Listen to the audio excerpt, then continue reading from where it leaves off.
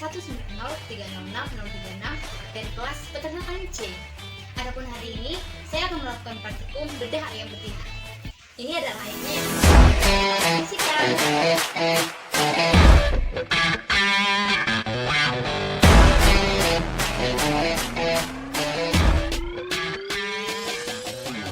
Nah, di sini saya akan menjelaskannya secara yang dia belum diurai. Ada caput, ini bagian kepala caput terdiri dari rostrum atau bagian paru, terus ada kapularis, ini terdapat maksila, mandibula, terus ada nostril atau lubang hidungnya, terus ada seranya, ada organ tisusnya, terus pada bagian ini ada larynx untuk pernapasan dan esophagus untuk pencernaan.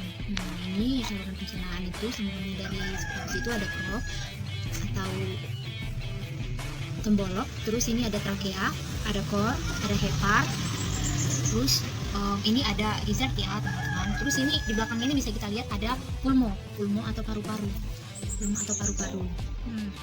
terus ini ada vesica vilea, ada pankreas, ada duodenum, ada intestinum kasumnya, terus ini ada seta, ada isthmus, ada oviduct, terus ini kloakanya. Baiklah, pertama-tama saya akan mereview mengenai sistem digestionnya pada ternak yang saya pernah tadi. Nah, pada bagian caput saya akan mereview pertama dengan mengenai rostrum atau paru. Paru ini berfungsi untuk mengambil biji-bijian, mengambil makanan, untuk minum, dan menyalurkannya ke faring dan esophagus. Nah, karena ayam tidak memiliki bibir dan gigi, sehingga paru inilah yang paling banyak bekerja. Di dalam paru ini terdapat papila yang mengalami penandukan, palatum durum atau yang disebut langit-langit, itu bentuknya kayak segitiga di dalam. Terus di dalam rostrum ini juga terdapat kelenjar atau glandula saliva. Glandula saliva ini berfungsi untuk menghasilkan saliva yang menjadi pelumas pada saat penelanan supaya lebih licin ketika sampai di esophagus. Nah, adapun glandula-glandula itu ada glandula maxillaris, itu ada langit-langit atas, terus glandula mandibularis, terus ada glandula palatina pada permuaraan rongga hidung, itu dia paling dalam. Terus ada glandula lingualis, itu pada lidah. Nah, selanjutnya kita akan membahas tentang pharynx. Nah, ayam tidak memiliki palatum mole, sehingga rongga mulut dan faring itu menjadi satu. Itu bisa disebut sebagai orofaring. Nah, faring ini merupakan tabung muskulomembranosa yang mendukung baik sistem digesti maupun sistem respirasi. Kafum pharynx luas dan berbentuk spindel dengan bagian terlebar, itu terletak persis di belakangnya kranium. Inilah esophagus. Esophagus ini merupakan tabung muskulomembranosa yang membentang dari pharynx menuju ventriculus. Esophagus ini merupakan saluran yang merupakan pipa makanan. Terus di dalam itu juga terdapat gerakan peristaltik. Crop ini adalah merupakan tempat penyimpanan pakan sebelum dicerna di ventriculus. Di dalam crop ini, inilah tempat pertama kali terjadinya proses pencernaan karena adanya enzim amilase yang berasal dari glandula saliva tadi. Baiklah, kita akan bongkar bagaimana tekstur makanan yang terdapat di crop tersebut. Wah, ternyata yang saya makan daun bubasi ya teman-teman, sama ada jagung. Teksturnya itu masih benar-benar padat, belum ada penghancuran. Teksturnya benar-benar padat. Ventriculus ini berfungsi sebagai tempat antrian makanan sebelum makanan itu dicerna atau digiling di gizzard ini. Nah, proventriculus ini selain untuk tempat antrian, untuk mensekresikan juga enzim-enzim yang dihasilkan oleh glandula saliva dari rostrum tadi. Nah, adapun enzim yang terdapat di dalam itu seperti pepsin dan asam hidroklorik. Selanjutnya kita akan membuka dulu bagaimana sih sebenarnya proventriculus itu. Wah, seperti ini dia teman-teman. Selanjutnya ada gizzard. Nah, di gizzard ini dia tuh berfungsi untuk melumatkan makanan, menghancurkan makanan baik itu apapun yang sudah dilumuri oleh enzim pepsin dari si proventriculus tadi. Ibaratnya dia itu kayak mesin penghancur yang dicampurkan dengan air, makan dalam itu bisa jadi kayak bentuk pasta gitu yang dimakan dengan enzim. Wah, ini terdapat otot. Wah, ini dia makanan yang akan digiling. Berbeda ya teman-teman, makanan yang di gizzard ini dengan yang di crop tadi. Ini saya tidak tahu dan siapa yang dimakan dia, karena saya hanya membeli jagung. Oke.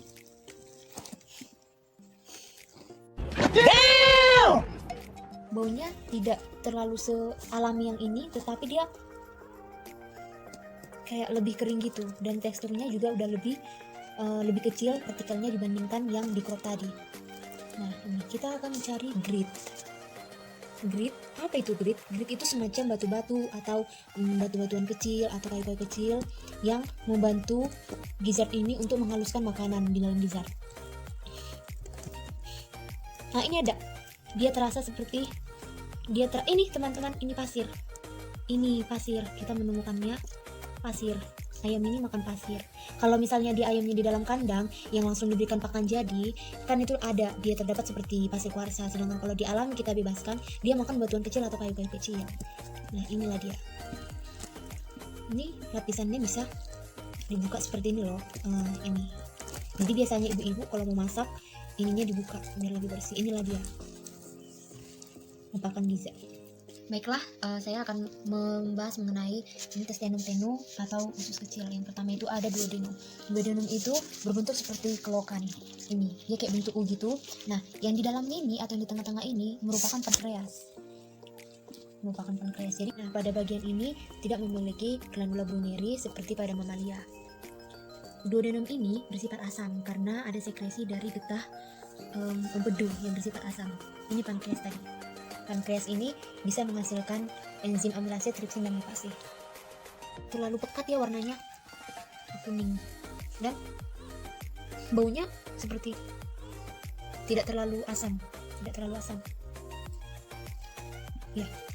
Ini kita akan membahas tentang jejunum dan ileum. Nah, beberapa enzim yang tadi sudah dihasilkan oleh pankreas akan masuk ke dalam untuk mempercepat proses pencernaan dan penyerapan. Membedakan jejunum dan ileum ini terkadang jika dilihat seperti ini saja tidak bisa, jadi harus kita lihat dari bagaimana menurut saya ini adalah pembatas atau bagian dari pada jejunum dan ileum. Suatu tadi di jejunum dia itu warna makanan yang di dalam itu, sari-sari makanannya itu warna kuning gini, sedangkan setelah udah di bagian batasan yang ini dia sudah menjadi warna seperti ini. Nah, berarti dari sini ke sini ini tadi duodenum, ini jejunum. Intestinum tenue ini dinding ususnya itu bisa menghasilkan juga enzim-enzim seperti maltase, lipase, enterokinase, terus disakarase, seperti itu. Baik, selanjutnya kita akan ke seka. Ini dia. Seka ini dia adalah dua bagian. Nih, kalau satu dia dinamakan sekum, kalau dua dia dinamakan seka. Hingga detik ini peranannya masih belum diketahui untuk pencernaan itu apa. Merupakan pakan lembut yang keluar masuk. Hanya ada sedikit air yang terserap, sedikit karbohidrat dan protein dicerna berkat bantuan beberapa bakteri. Kita selanjutnya rektum.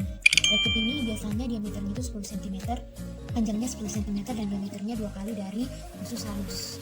Nah, di sini terjadi penyerapan air kembali, penyerapan yang dibantu oleh bakteri Escherichia coli, sehingga sisa-sisa makanan itu dibusukkan menjadi feses. Pembusukan ini menyebabkan feses menjadi lunak dan mudah dikeluarkan. Kloaka ini merupakan saluran terakhir dari sistem digestoria. Kloaka ini kenapa disebut sebagai kloaka? Tidak seperti pada hewan-hewan lainnya, unggas ini memiliki 3 saluran, yaitu saluran tadi digestoria, baru urinaria, terus ini reproduksi juga, dan itu dikeluarkannya terakhir di kloaka. Gitu. Kalau ini kloaka, ini anus. Nah, ada lagi dia organ pencernaan tambahan. Nah, organ-organ ini berperan dalam pencernaan sebagai saluran sekresi di dalam saluran pencernaan. Ada pankreas, itu tadi yang dia bentuk U sewaktu di duodenum, terus ada kantung empedu dan ada liver. Pankreas ini merupakan berfungsi sebagai kelenjar endokrin dan eksokrin. Kenapa dibilang kelenjar endokrin? Karena mensekresikan hormon insulin dan glukagon. Sebagai kelenjar eksokrin karena mensekresikan pankreatik. Sebenarnya fungsi utama liver ini dalam pencernaan itu adalah memproduksi empedu. Warna kehijuan inilah empedu yang diproduksi dari si liver ini. Ini warnanya kehijuan itu disebabkan karena produk akhir destruksi sel darah merah, yaitu biliverdin dan bilirubin. Hari ini terdiri dari parenchymista dan dextrin. Yang sinister itu lebih kecil, yang dextrin itu lebih besar. Dia kantung empedu. Fungsi empedu ini untuk mengaktifkan lipase pankreas, mempercepat kerja amilase pankreas, membantu mengurangi lemak dan penyerapan vitamin yang larut dalam lemak, serta memiliki sifat antiseptik untuk memecah lemak.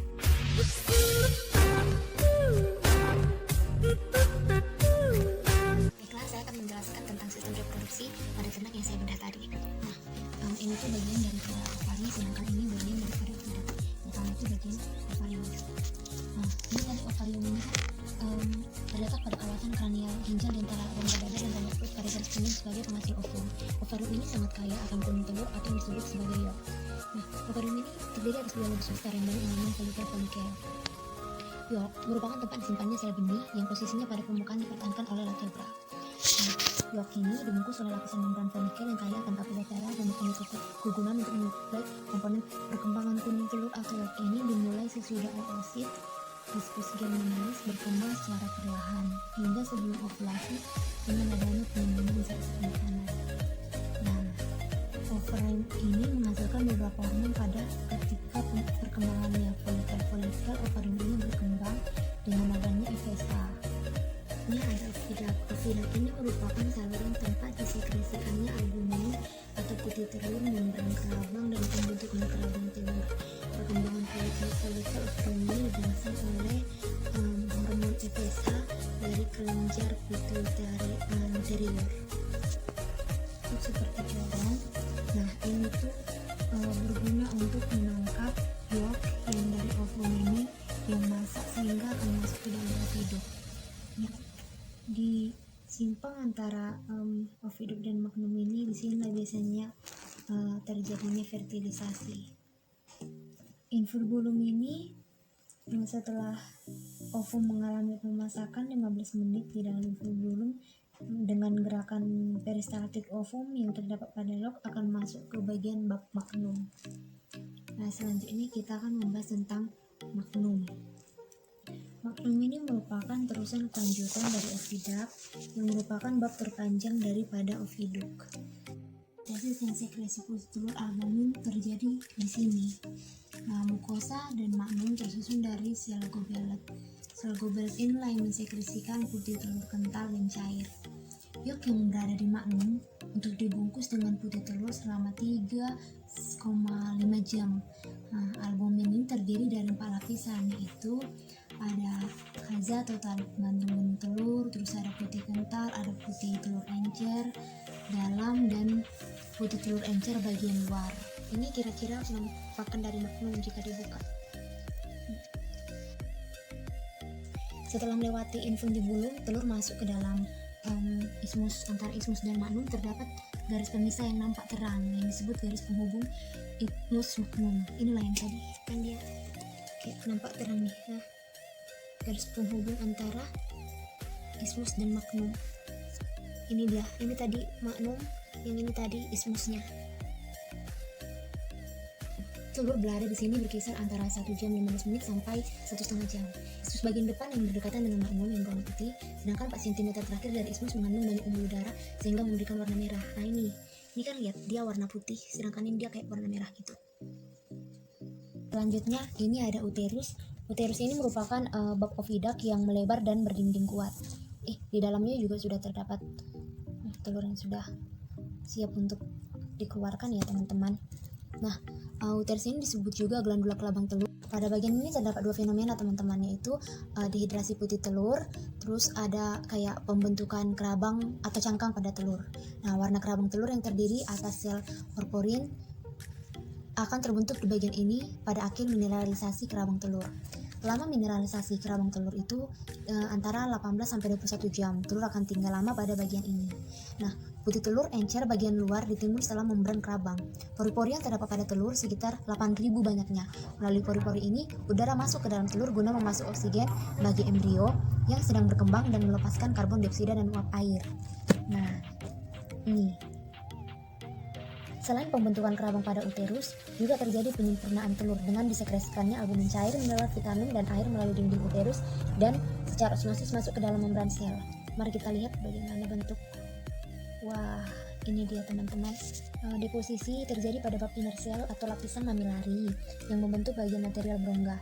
Formasi terbentuknya kerabang telur dengan adanya ketersediaan ion kalsium dan ion karbonat di dalam cairan uterus yang akan membentuk kalsium karbonat. Ini tadi ada cairannya ya. Ini dia kayak ada cairan gitu. Bagian selesai dari oviduct adalah vagina. Ini tadi masuk di bagian sesudah pembentukan oleh kelenjar kerabang tepat di dalam uterus.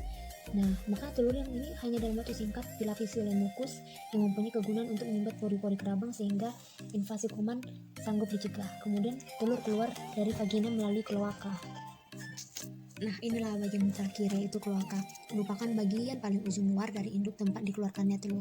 Total waktu untuk pembentukan sebutir telur adalah 25-26 jam. Ini adalah salah satu penyebab mengapa ayam tidak mampu bertelur lebih dari 1 butir per hari. Proses pengeluaran telur diatur oleh hormon oksitosin dari kelenjar pituitari bagian belakang. Sistema urogenitalia. Itu yang pertama itu ada ductus urinaria yang terdiri dari ren, ada semister dan dekter, terus ada ureter, ada kloaka. Sedangkan yang tractus genitalia yang feminin itu terdiri dari ovarium, oviduct. Terus oviduct ini terdiri dari osum tuberculale, infundibulum, tubae, uterus. Nah, adapun sistem nervosum yaitu terdiri dari cerebrum, ada hemisfer cerebri, ada lobus olfactorius, terus ada cerebellum, ada medulla oblongata dan medulla spinalis. Nah, adapun skema sirkulatoria yaitu terdiri dari kor, ada atrium sinister dan dexter yang dindingnya tipis, terus ada ventricle sinister dan dexter yang dindingnya tebal. Nah, dalam atrium kanan vena cava superior sinister dan dexter, vena cava inferior. Dari ventricle kanan keluar arteri pulmonalis yang berisi darah kotor langsung menuju pulmo atau paru-paru. Ke dalam atrium sinister masuk vena pulmonalis yang berisi darah bersih, yang dari sini nanti masuk darah bersih yang berasal dari pulmo. Demikianlah hasil praktikum yang bisa saya sampaikan. Apabila saya memiliki kesalahan baik dalam perkataan dan perbuatan saya meminta maaf. Cukup sekian. Remember when I told you no matter where I go